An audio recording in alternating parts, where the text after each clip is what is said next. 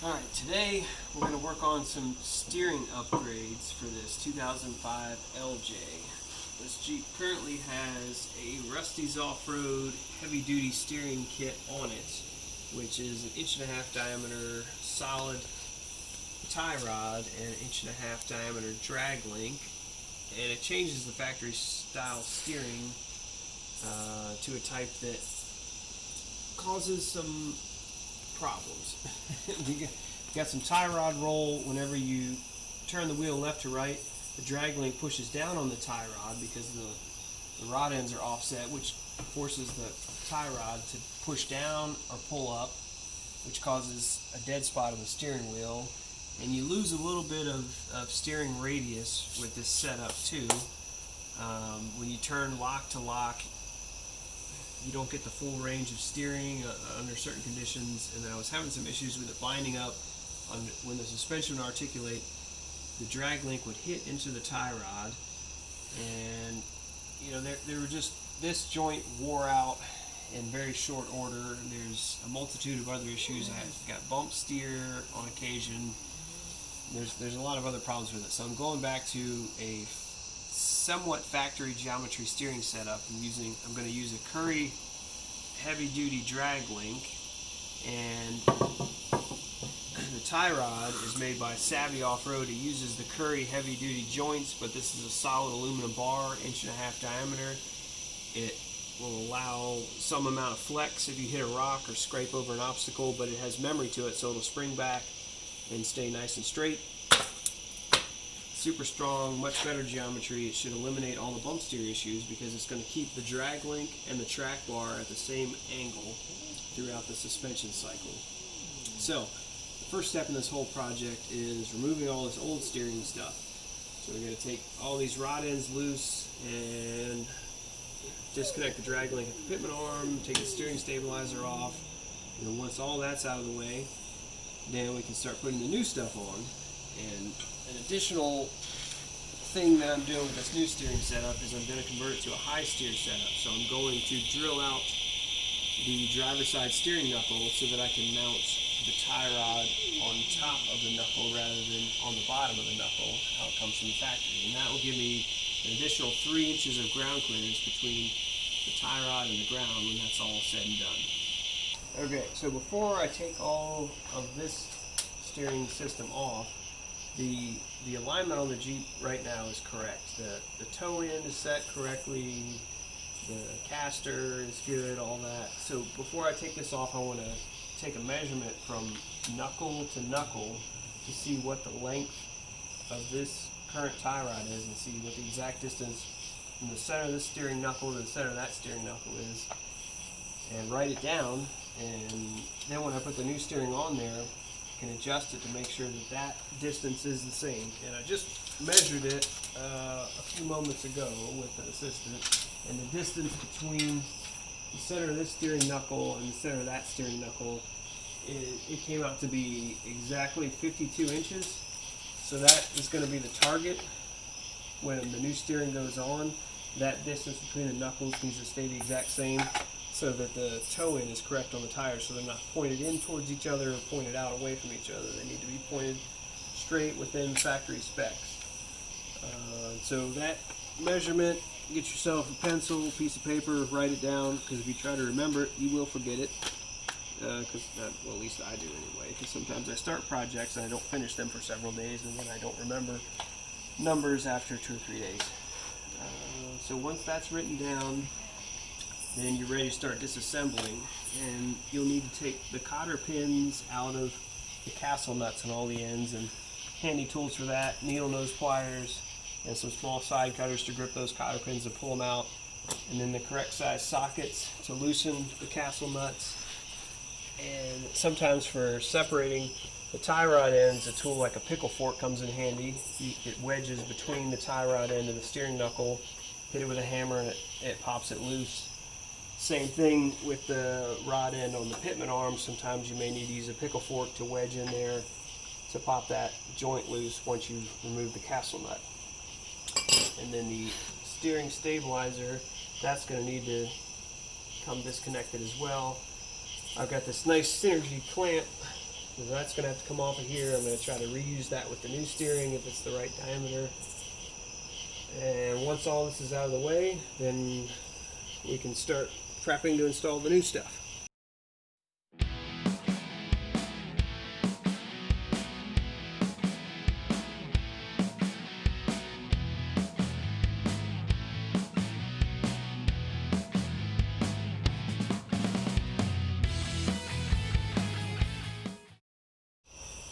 Okay, piece of cake. The Rustys heavy duty steering system is completely removed. I used the pickle fork on the rod end that was connected to the pitman arm. I used the pickle fork on the passenger side rod end. As soon as that one came loose, the driver's side rod end just fell out all on its own. Even though it was properly torqued, that's supposed to be a tapered fit, it should be a press fit, it should not have fallen out on its own without any force. It's just one of the many issues that have come up with this steering system time and again. Every time I take it off-roading, everything has to be retorqued and things are constantly coming loose on it. So that's one of the many reasons why I'm done with it. Quick tip about disconnecting your steering system. If you have a newer Jeep that has an airbag on it, once the steering system is disconnected, so right now the pitman arm is not connected to anything, you want to make sure that the steering wheel inside of the vehicle doesn't get turned, because if the steering wheel gets turned without it being connected to anything, and then you later reconnect your steering, and your steering wheel is now maybe 360 degrees off from where it was supposed to be, and you steer all the way one way, what happens is there's a clock spring inside of that steering wheel that makes the connection between the airbag and the wiring harness, and that clock spring can get broken, and that disconnects your airbag essentially. Then you get an airbag warning light coming on, then your airbag doesn't work, and then you have to go to the Jeep dealership and buy a new clock spring, and they're way overpriced. So make sure that when you disconnect your steering, you have your steering wheel locked, or you can use something simple like a bungee cord to attach your steering wheel to the front of your seat or something like that. Just something so it doesn't move, so you don't have to go through the hassle of replacing your clock spring.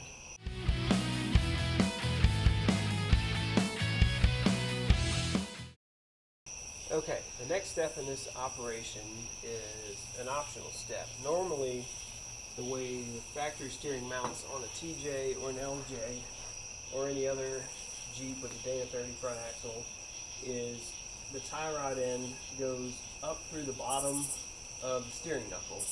And tie rod ends have a taper to them. So this is a tapered shaft and this is a tapered hole.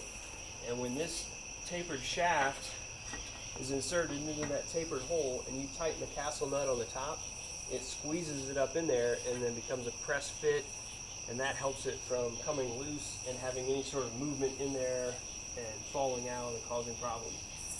What I'm going to do with this steering setup is I want to flip this to be inserted on the top side of the steering knuckle, and that raises the whole tie rod up about 3 inches from where it was from the factory. Now in order to do that, this steering knuckle needs to be drilled out, and I'm going to weld in this insert, and this insert has that same taper in it. So this is going to get drilled out to a 3/4 inch diameter hole, and this insert is going to drop down in it, or I'm going to have to pound it down in it from the top, and then I'm going to weld it in around the top edge, and it now has that same tapered hole. So when I insert the tie rod through the top of it, that taper is going to fit perfectly on the tie rod end, and the castle nut is going to go on the bottom, and it'll be tightened down the same way, but just 3 inches higher up, and there'll be more ground clearance. And I will, in addition to doing that, I'm going to have to modify this sway bar link bracket, because there's going to be interference between the tie rod and this sway bar link. I'm pretty much just going to have to cut this whole sway bar link mount off from here, and I'm going to have to fabricate a new one, but I'll worry about that after I get this situation taken care of. So next step is going to be drilling out the knuckle, putting that insert in.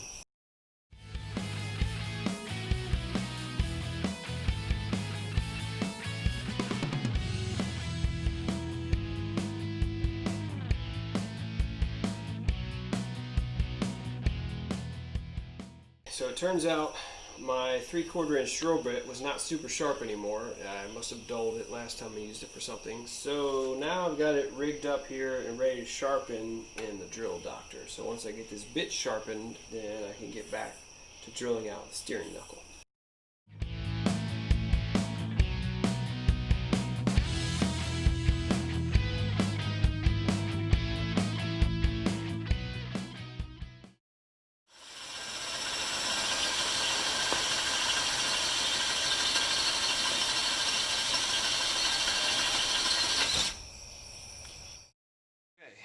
So the knuckle has been drilled out, the insert was pressed into it, and it's now welded in place. And I just ran the sanding disc across the top of it so there's a nice smooth surface on top. Now the tie rod is ready to be inserted in the top side of the knuckle instead of on the bottom side like it was from the factory. So the next step in the process is to install the drag link and then hold the tie rod up in place to see where this sway bar link bracket is going to need to be cut off at.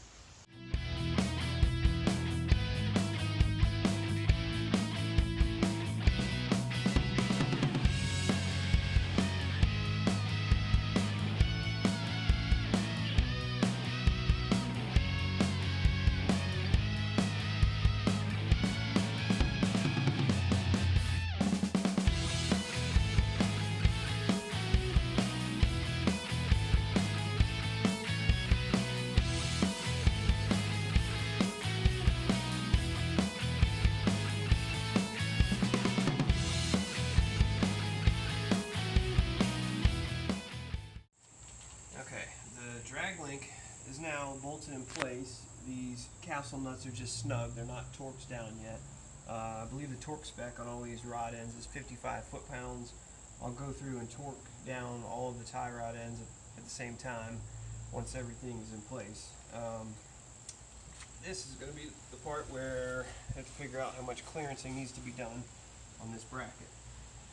So the tie rod slips through from the back side onto the drag link.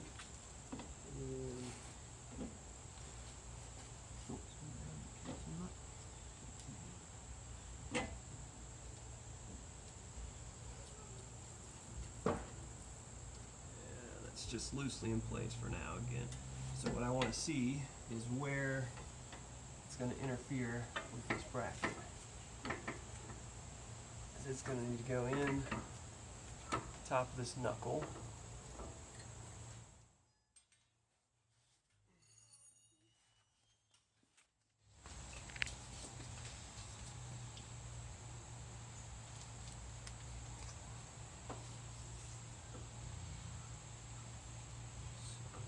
Looks like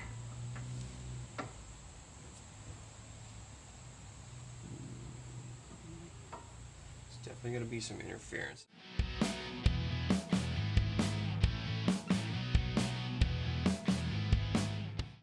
Okay, so the tie rod is loosely bolted in place. It's connected to the drag link on that end and steering knuckle on this end.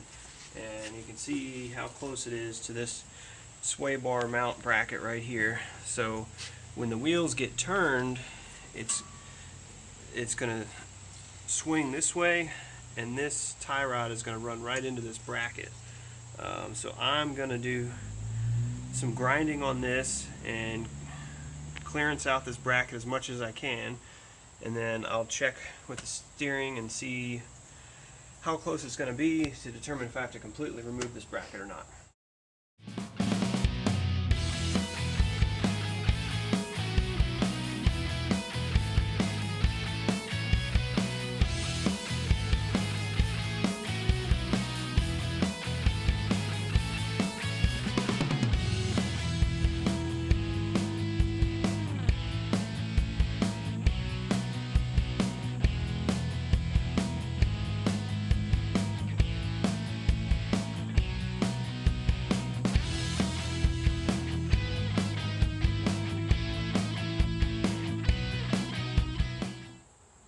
Something like that.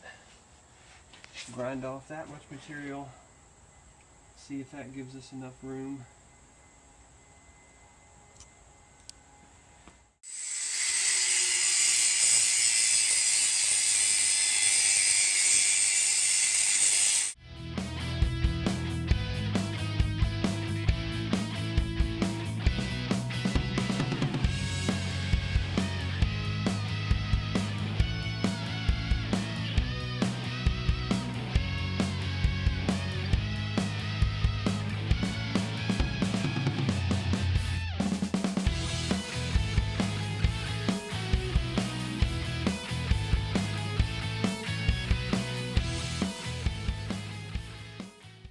Okay, time for a test fit. Did quite a bit of grinding here. We'll see if there's enough clearance for this to bolt up.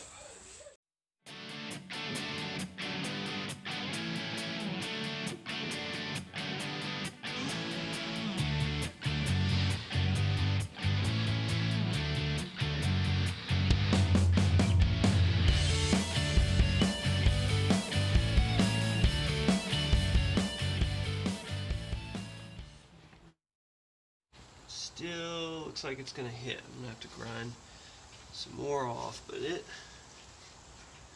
looking good so far.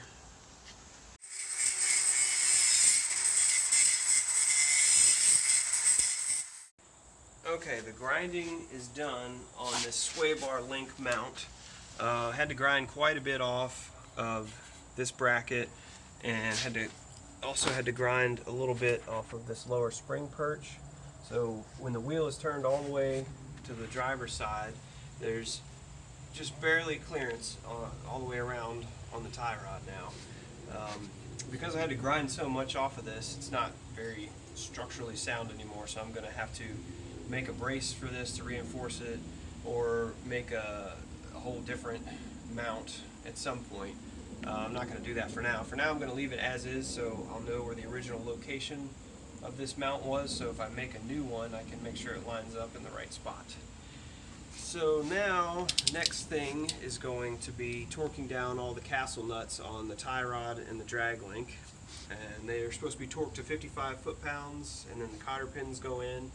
And once all that's done, then I can start taking some measurements and get the toe set and get the drag length adjusted, and then reconnect the steering stabilizer, and then it'll be ready to go.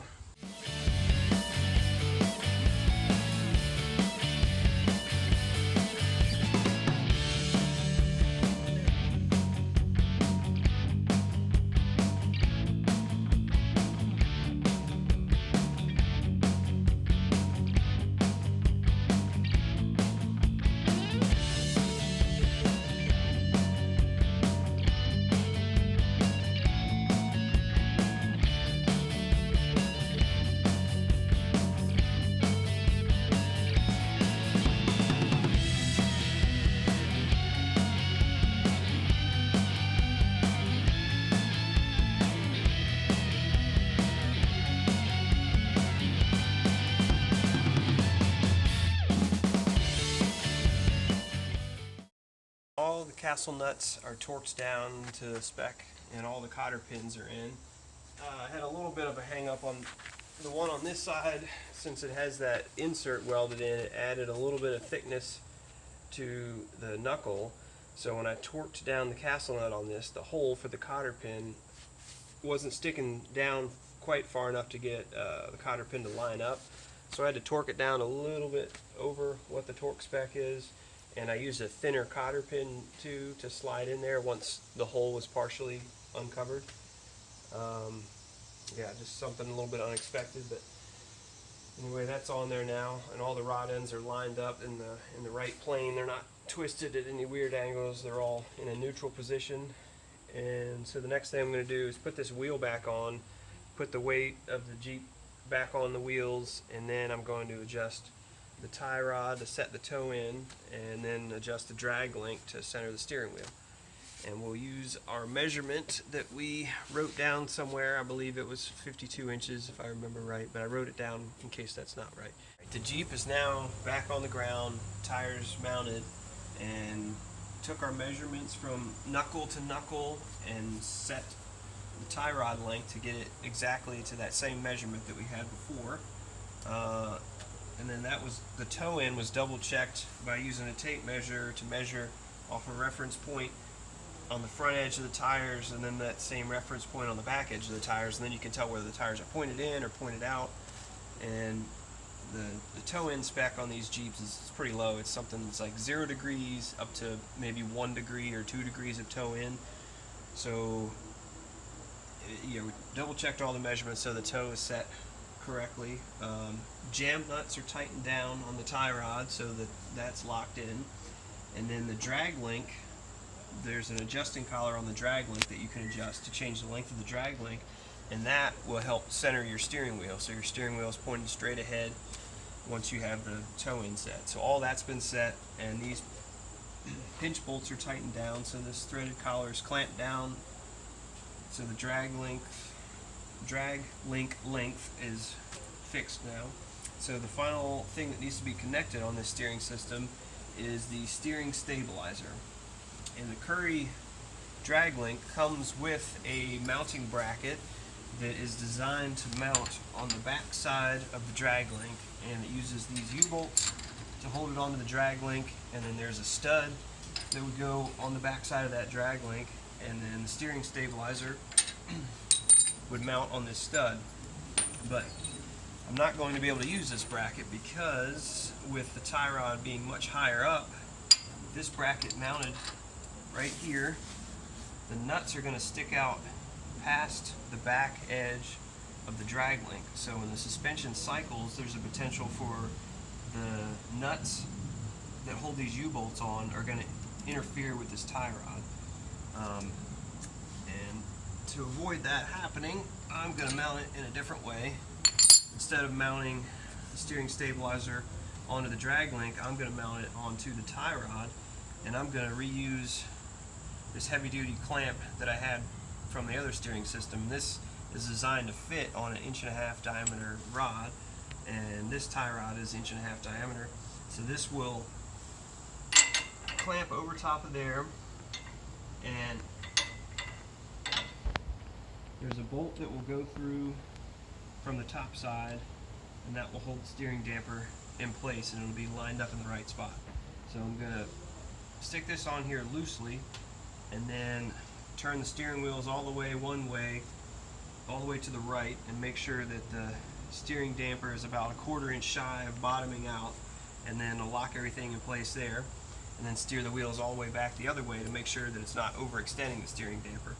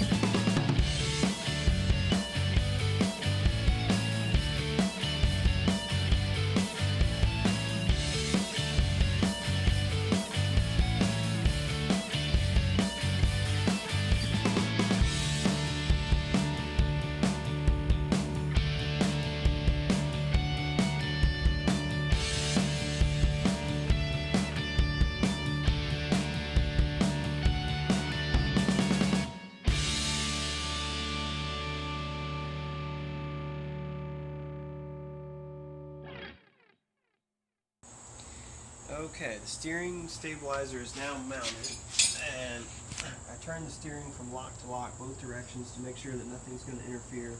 So this clamp worked out well. It's clamped on the tie rod, and the bolt comes down from the top, holds it in place there, and it's the factory mount on the axle housing end, and it's got enough clearance to go behind the drag link without interfering, so when the suspension cycles, nothing should have any interference issues. Everything works, and yeah, so far so good. I'll have to take it on a few test runs and see how it all works out.